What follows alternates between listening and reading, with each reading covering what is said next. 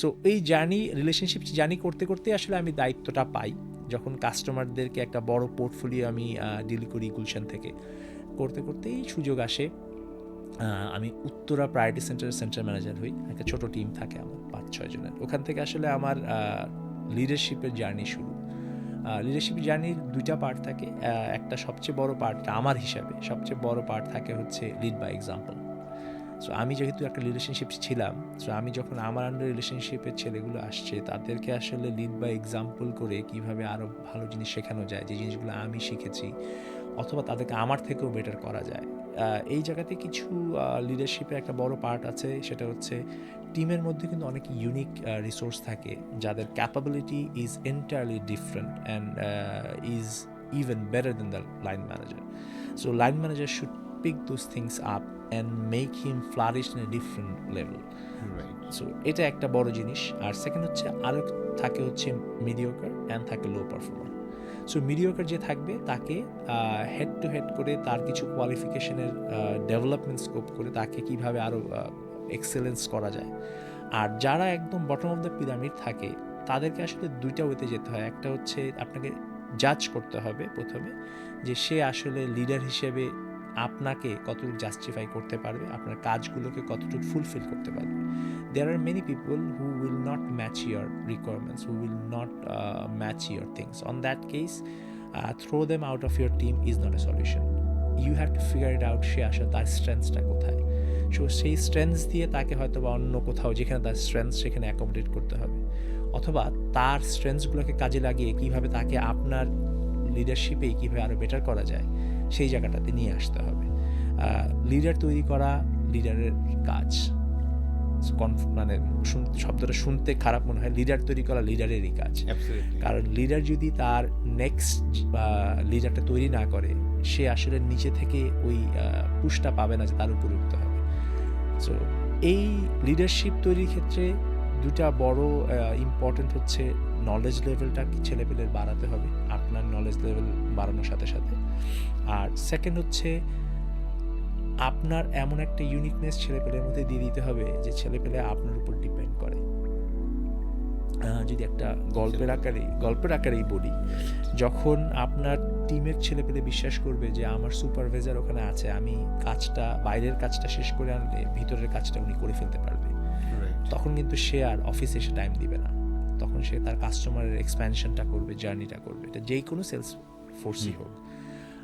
যখন এটা আবার তার মধ্যে বিন্দুমাত্র শঙ্কা থাকবে যে আমার তো এই কাজটা নিজেরই করতে হবে, তখন কিন্তু সে বাইরের কাজের পাশাপাশি ভিতরে এসেও একটা অ্যাটমসফিয়ারে কাজ করার সময় দেওয়া শুরু করবে। তখন যেটা হবে, তার সময়ের সংকুলন হবে না, তখন কাস্টমারের সাথে তার টাইম লাইনের মিসম্যাচ হবে, প্রচুর মিসম্যাচ হবে, তার থেকে ট্রাস্টের একটা গ্যাপ তৈরি হবে। আর sales as a profession, trust is one of the major thing. Trust যদি একবার কোথাও ডেন্ট হয়, দ্যাট ইজ গন। সো এরপরে কিন্তু আর কোনো জার্নি ব্রোকেন জার্নি হয়ে যায়, আর broken journey is always a broken journey. Specially fintech তো আরো অনেক বড় আকারের এটা, কারণ এটা তো মানুষের মেইন জায়গা, অ্যাসেটের মানে তার ফাইন্যান্সিয়াল পার্ট। এক্স্যাক্টলি, এখানে ট্রাস্টের কোনো বিকল্পই নাই। এক্স্যাক্টলি। সো এখানে যদি আপনাকে বলি যে এই লিডারশিপের পার্টিকুলার পার্টে এসে আমার সুযোগ হয়েছে অনেক বড় বড় লিডারের সাথে কাজ করা, থ্যাঙ্কস টু আল্লাহ, আলহামদুলিল্লাহ। সো ওনাদের কাছ থেকে আসে শেখার অনেক কিছু আমি পেয়েছি।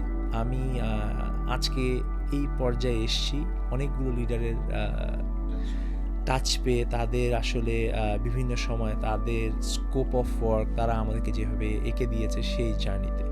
আপনি যদি দেখেন আমার ক্যারিয়ারের স্প্যানে আমি সবসময় 3 বছরের বেশি কোনো রোলে কখনো স্টে করিনি।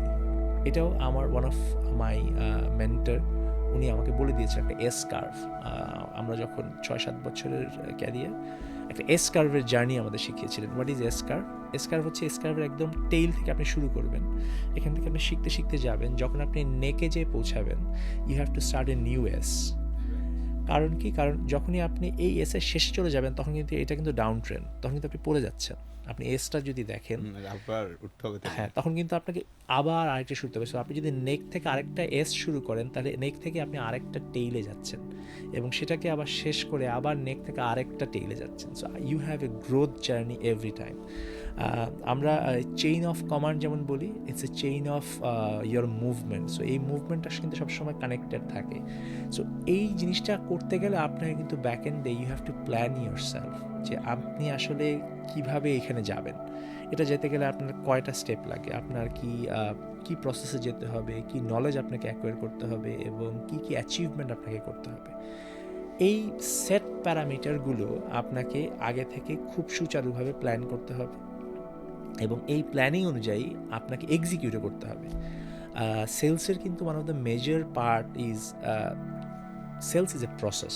অনেকে বলে যে বিভিন্ন জায়গায় শুনবেন যে সেলস কথা বলার আর্ট। না, কথা বলার art is not sales. Sales is a process, and this process started with your knowledge base, the sales manner, and how you interpret your knowledge towards the value creation for the customer. So এই যে একটা process, যে এই প্রসেসটা আসলে run করা is very artistic way of doing things. So এই কনভার্সনটা is very important. এই কনভার্সনটা কিন্তু সব জায়গায় হবে। এই কনভার্সনটা you along with your team member হবে, this conversation you along with your team members customer হবে, you along with your cross functional teams হবে। কারণ একা তো সেলস কিছু করতে পারে না, সবাইকে নিয়ে করতে হয়।